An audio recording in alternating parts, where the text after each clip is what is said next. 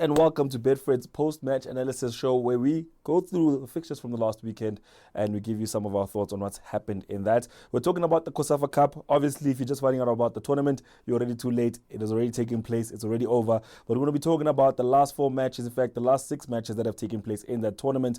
But before I get into that, my name is Mo. Welcome to the show. And if you want to leave us a like, a comment, or you want to share and subscribe the content, feel free to do so. Leave us your thoughts in the comment section below. Let's get right into it, starting off with the semi-finals. Rasmus Højlund, thunderous. It's an absolute net buster.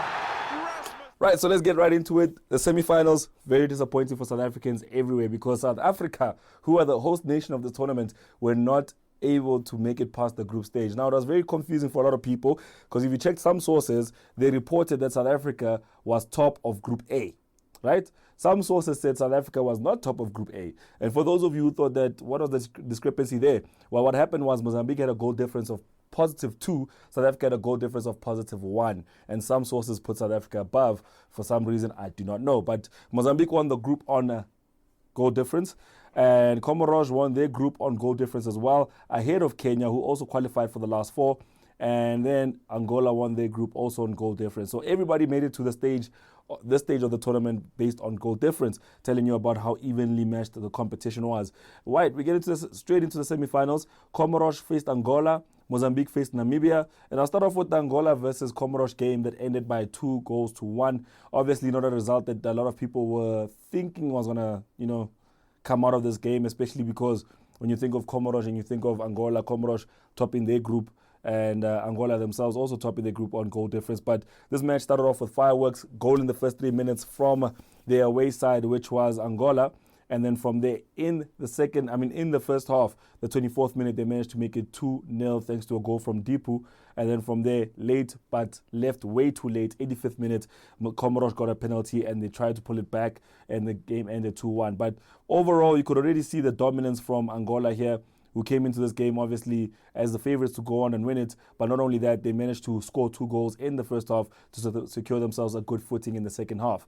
Their opponents, on the other hand, the other semi-final, which was Mozambique versus Namibia, had to go all the way down to penalties. There was a goal disallowed in the 43rd minute.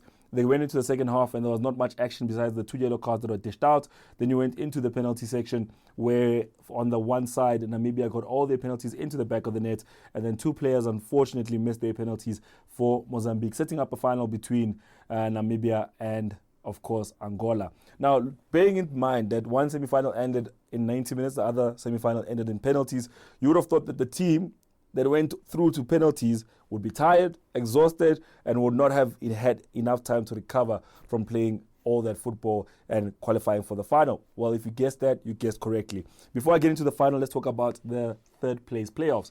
Now, obviously, this competition being a very short tournament, COSAFA had gone for a third place playoff and a final. Third place playoff had Mozambique and Comoros face off, and again that match went to penalties. So Mozambique playing 2 back-to-back games that ended in penalties, but this time around they won it 3-1 on penalties. But the craziest thing was that it was 2-2 at full time. So Mozambique had to fight it out all the way to the 90th minute, because Comoros, who were the home side, opened up the scoring just before halftime at 32 minutes on the clock.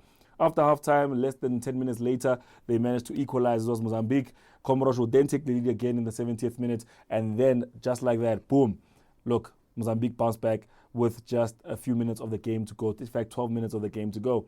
The game went through to penalties. Again, 3 penalties missed on the side of Comoros, 1 penalty missed on the side of Mozambique, and the game ended in favor of Mozambique. So Mozambique finished third in this COSAFA tournament. So for the final itself, Angola took on a Namibia side that was exhausted, having played all that football, going through to penalties. But yet again, they had to face an Angola side that was determined to go on and win this tournament. And like they did in the semi-final, they went 2 goals up in the first half. Dipu scoring the second goal on penalties, and Bondo opened up the scoring in the 13th minute. In the second half, Verdinho scored the third goal of the match in the 58th minute. And then the last 2 goals, obviously, Verdinho got a brace and Bondo got a brace when he scored the 5th goal of the match, ending this game 5-0 in favor of Angola.